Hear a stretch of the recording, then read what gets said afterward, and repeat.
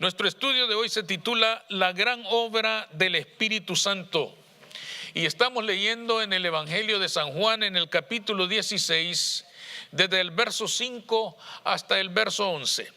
San Juan capítulo 16, desde el verso 5 hasta el verso 11. Dice así, hermanos, en esa escritura: pero ahora voy al que me envió. Y ninguno de vosotros me pregunta, ¿a dónde vas? Antes, porque os he dicho estas cosas, tristeza ha llenado vuestro corazón. Pero yo os digo la verdad, os conviene que yo me vaya, porque si no me fuera, el Consolador no vendría a vosotros. Mas si me fuere, os lo enviaré. Y cuando Él venga, convencerá al mundo de pecado, de justicia y de juicio. De pecado por cuanto no creen en mí, y de justicia por cuanto voy al Padre y no me veréis más. Vamos a leer hasta ahí. En este pasaje, hermanos, si nosotros miramos todo el contexto, el Señor Jesús ha puesto al tanto a sus discípulos de los tiempos que se avecinan. Las noticias que les ha dado no son buenas, en realidad son muy malas. Les ha hecho saber al menos tres cosas verdaderamente terribles. Habría persecución, expulsión de las sinagogas e incluso la muerte por el hecho de ser sus discípulos. Encima de todo esto, Él les ha hecho saber: y cuando estas cosas sucedan, yo ya no estaré con ustedes porque yo voy al Padre. Es decir, ya su presencia física, que tanto les había alentado y les había fortalecido en el tiempo de la prueba, ya no estaría con ellos. Las noticias, como ustedes ven, eran malas. Tan sumergidos quedaron ellos en sus tristezas y en su aflicción que ninguno le preguntó: ¿y a dónde vas? Es Jesús mismo quien tiene que introducir el tema y les dice: ¿y ninguno de ustedes me pregunta a dónde voy? A nadie se le ocurrió hacer esta pregunta porque las noticias que se les habían comunicado eran tan malas, tan tristes, tan aflictivas, que nadie se puso a pensar, bueno, ¿y a dónde vas? Quiere decir esto, hermanos, que los discípulos quedaron hundidos en sus aflicciones y en sus tristezas. Jesús se da cuenta de que ellos necesitan ser consolados, se da cuenta de que ellos necesitan ser fortalecidos en su fe, por lo cual procede a decirles que a pesar de todo, con todo y que las cosas que vienen van a ser difíciles para ellos, les conviene que Él se vaya. El Señor parece querer consolarles en ese sentido. Les dice: pero les conviene que yo me vaya, porque si yo me voy, les enviaré otro consolador. Y si yo no me voy, ese consolador no va a llegar. Esto destaca entonces, hermanos, que para Jesús la venida del Espíritu Santo sería una bendición para sus discípulos. Les está diciendo: pero no se aflijan tanto, porque les voy a enviar otro consolador y Él será una bendición para ustedes. Será una ventaja para ustedes. Les conviene que yo me vaya. La pregunta entonces es: ¿en qué sentido les convenía a los discípulos y en qué sentido nos conviene a nosotros la venida del Espíritu Santo? ¿Por qué el Señor se concentra ya no en las cosas que van a pasar, sino en la venida del Espíritu Santo? ¿Por qué les era tan conveniente esta situación? En primer lugar, les era conveniente a los discípulos y nos es conveniente a nosotros porque solo el Espíritu Santo convence de pecado. El Señor se los dice en el verso 9: y Él los convencerá de pecado. Jesús les ha advertido, hermanos, a los discípulos de las dificultades que les esperan. Los incrédulos, los que no llegaron a conocer al Dios que Él había venido a revelar, ellos les iban a perseguir. Ellos serían sus perseguidores.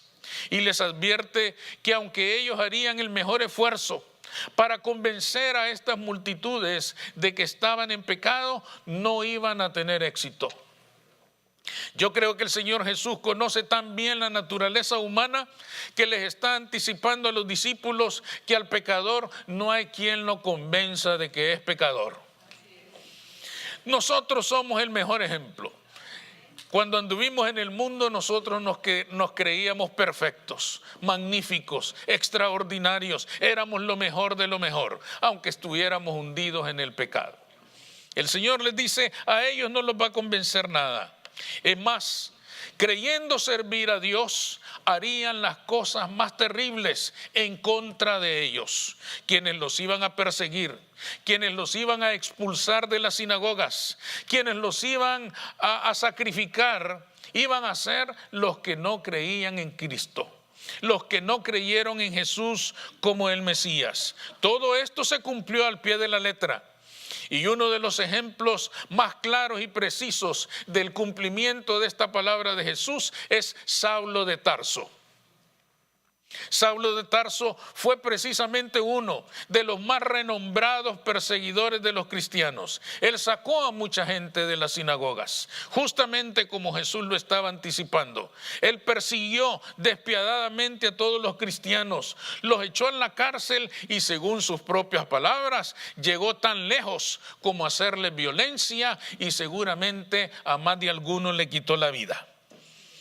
Todas estas personas, encima de todo, estarían seguros de que todo aquello lo hacían para la gloria de Jehová. Porque Saulo de Tarso tuvo esa característica. Saulo creía que todo esto honraba a Jehová y que perseguir a los cristianos era glorificar el nombre de Jehová. Yo creo que cada vez que le hacía violencia a un cristiano decía gloria a Dios, porque ya metí otro a la cárcel. Gloria a Dios porque ya callé a otro blasfemo más. Solo el Espíritu Santo tendría la capacidad de convencer a estas personas de que eran pecadores. El apóstol Pablo dice de él mismo que él era hebreo de hebreos, circuncidado al 8º día, en cuanto a la ley irreprensible. Es decir, Saulo decía, soy una maravilla. Nadie lo iba a convencer de otra cosa. Nadie iba a poder penetrar su mente y su corazón para demostrarle que eso era pecado, sino el Espíritu Santo de Dios. Nadie más lo podría convencer. En este pasaje, el Señor se ocupa de darnos la definición más clara de pecado, porque Saulo de Tarso creía que era bueno, y todo pecador sigue creyendo que es buena gente. Pero el Señor les dice, de pecado por cuanto no creen en mí. Fíjense bien en ese verso 9. El Señor Jesús no dice, y Él los convencerá de pecado porque son borrachos, porque son drogadictos, porque son esto, porque son aquello, porque son lo otro. Él dice, porque no creen en mí. Estas palabras son tremendas, porque es la definición más precisa de lo que es pecado. La raíz de todo pecado es no creer en Jesucristo como el Mesías. Y de esta incredulidad es que se derivan todas las formas de pecado.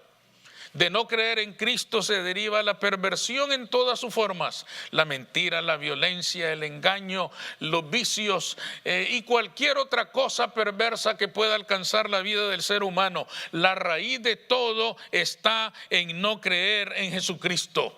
Es decir, en no creer que se necesita a Dios para ser salvo. En la convicción que tiene el pecador de que él se puede salvar a sí mismo porque es buena gente. Esta es la raíz del pecado, esta es la esencia del pecado, y esta raíz de pecado alcanza muchas formas y maneras que se expresan en tantas conductas pecaminosas como conocemos en este mundo.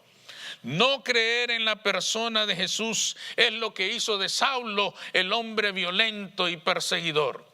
No creer en Jesucristo como el Mesías es lo que lo llevó a esa condición que él lamentó toda su vida una vez que había consumado aquellos hechos tan terribles. Aunque él tuviera buenas cualidades como persona, era pecador, era un pecador terrible porque no había creído en Jesús como el Mesías. ¿Por qué es importante esto para nosotros? Porque a nosotros hoy nos conviene que el Señor haya enviado el Espíritu Santo, porque solo Él nos convence de que somos pecadores. Entre los incrédulos, hermanos, hay dos tipos de pecadores. Uno, el pecador empedernido, el pecador de quien todo mundo conoce su vida pecaminosa. Aquel pecador que exhibe su pecado y las consecuencias de su pecado a la vista de todos. Aquel pecador que no se esconde. Aquel pecador que no oculta su esclavitud del pecado. Pero hay otros que no parecen pecadores. Hay otros que no parece que fueran pecadores porque son buena gente, porque son buenas personas.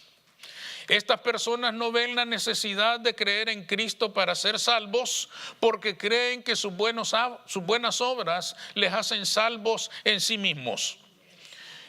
Estas personas no son esclavos de vicios, son padres e hijos responsables, son apreciados en su comunidad, son respetados en su trabajo, tienen una vida bastante ordenada.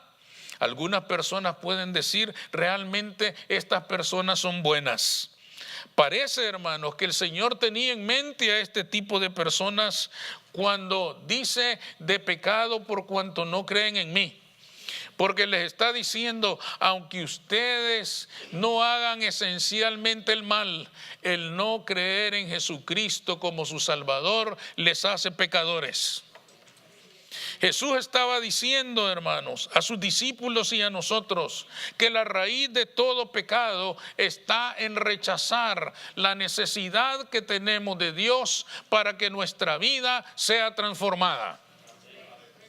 Toda persona que niega su necesidad de Dios para que su vida sea ordenada conforme a su voluntad está en pecado. Esta es la etapa más dañina del pecado, porque a estas personas no se les puede ayudar, porque estas personas se niegan a cualquier forma de ayuda. Porque estas personas son aquellas que nos dicen, a mí no me venga a hablar de Dios, vaya a hablarle a mi vecino que es borracho y no me deja dormir en los fines de semana. Pero a mí no me venga a hablar de esas cosas. Yo no necesito esas cosas. El hombre se llena de pretextos para negar su condición de pecador. El hombre se llena de 1000 pretextos para llenar su condición de pecador. Ustedes escucharán a unos pecadores necios en su necedad. Escuchan un dato en la televisión y dicen, en los Estados Unidos cada año mueren tantos millones de personas por la drogadicción o por el alcoholismo. Y ellos dicen, gracias a Dios que yo soy hispano. En una ocasión, en una reunión de Alcohólicos Anónimos, estaba uno de sus oradores más importantes y cuando comenzó su charla, puso al frente de todos un vaso con un gusano y lo llenó de alcohol. Y en la medida en que él iba hablando, el gusano se iba desintegrando. Y él siguió en su conferencia y cuando llegó al final, a la culminación, el gusano se había deshecho casi totalmente. Y él entonces les dijo, esto les va a suceder a ustedes si siguen siendo esclavos del alcohol. Y uno de los que estaba en primera fila le dio un codazo a su compadre y le dijo, ya ve, compadre, no vamos a tener gusanos en la panza jamás. Porque nadie convence al pecador de pecado. Él está convencido de que es justo. Él está convencido de que es recto. Él está convencido de que es honesto. Él está convencido de que es una de las mejores personas que han caminado sobre este planeta. Pero cuando viene el Espíritu Santo le demuestra que él cree que ve pero está ciego. Él cree que está vestido pero está desnudo. Él cree que vive en la abundancia pero está en la miseria. Nadie lo puede convencer. Solo el Espíritu Santo puede redarguirlo de pecado. Solo Él le puede traer convicción de que es pecador. Solo Él lo puede llevar a la comprensión de su verdadera condición. Por eso dice el Señor, les conviene que yo me vaya, porque si yo no me fuera, nadie los va a convencer. Pero si yo me voy, les enviaré este Consolador y Él les va a convencer de pecado. En segundo lugar, les convenía a ellos y nos conviene a nosotros, porque solo el Espíritu Santo convence de la justicia de Cristo. En el verso 10 dice, en el 9 dice, y Él los convencerá de pecado por cuanto no creen en mí. De justicia por cuanto yo voy al Padre. ¿Qué quería decir Jesús con estas palabras? El Señor Jesús murió como un criminal. El Señor Jesús murió en la cruz, en donde morían los criminales más consumados, los criminales más perversos, aquellos con los cuales ya no había esperanza. Pero en realidad era un hombre justo. Quiere decir, hermanos, que a Jesús no se le hizo justicia aquí en la tierra. Al contrario, fue víctima de la más terrible injusticia de que se tenga noticia. El mundo de su tiempo vio morir a Jesús como un hombre incluso que había perdido la razón. Decía que era rey y no tenía trono. Decía que era rey y no tenía corona. Decía que era rey y no tenía dónde caerse muerto. Por eso pusieron en la cruz ese letrero, he aquí el rey de los judíos. Y lo pusieron, dice el evangelista, en los 3 idiomas más conocidos de aquel tiempo, en griego, en hebreo y en arameo. ¿Y por qué lo pusieron en las 3 lenguas? Para que nadie se perdiera la oportunidad de reírse, de burlarse de aquel hombre que decía que era rey y no tenía nada. De aquel hombre que decía que era rey y no tenía ni poder, ni fuerza, ni riquezas, ni nombre, ni brío social, ni nada de lo que un rey terrenal llega a tener. El Señor entonces dice, Él los convencerá de justicia porque yo voy al Padre. Con lo cual les quería decir, un día Él les va a dar testimonio de que yo efectivamente soy el unigénito de Dios y que he regresado a la gloria de mi Padre. Amén. Y esto sucedió así. En el libro de los Hechos vemos a Esteban, antes de que lo apedrearan, diciendo, he aquí veo los cielos abiertos y el Hijo del Hombre sentado a la derecha del Padre. Entonces lo apedrearon. Eso fue lo que desató el apedreamiento. ¿Y por qué desató el apedreamiento estas palabras de Esteban? Porque sentarse a la derecha del Padre era una costumbre en aquellos tiempos. Los reyes, cuando recibían a alguien en su corte y le querían dar toda la honra y todo el honor al invitado, lo sentaban a su derecha.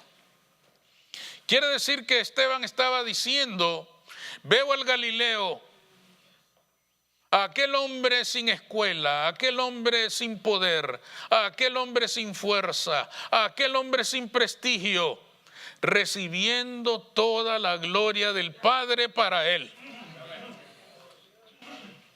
Y entonces la gente se tapó los oídos, dice, porque los santos no querían oír semejante blasfemia y lo apedrearon. Quiere decir que el Espíritu Santo se aseguró de que el mundo tuviera testimonio de que efectivamente el Señor había ascendido a los cielos y estaba siendo glorificado con el Padre porque había cumplido su ministerio, salvar a la raza humana en la cruz del Calvario. Amén. Solo el Espíritu Santo le podía hacer justicia y se la hizo. ¿Por qué es importante esto para nosotros? Porque el incrédulo hoy se burla de Dios y lo trata como si fuera un criminal. El mundo cada vez se esfuerza más por prohibir que se hable de Cristo. Ya hay tantas prohibiciones para hablar de Cristo, para expresar libremente la verdad acerca de Cristo. El hombre incrédulo en el mundo de hoy se burla de las cosas sagradas, se burla de todo lo que tiene que ver con Dios, se ríe de la figura de Cristo como el Salvador del mundo, Parece que ellos vuelven a poner el letrero: he aquí el rey de los judíos, para que todo el mundo se ría, para que todo el mundo se burle, para que todo el mundo lo desprecie. Pero se les olvida una cosa: ese letrero, este es el rey de los judíos, fue puesto sobre la cruz para que fuera el inicio de una burla que fuera para todos, que todos pudieran reírse de él. Pero este letrero tenía una característica paradójica. Ellos lo pusieron para que fuera burla.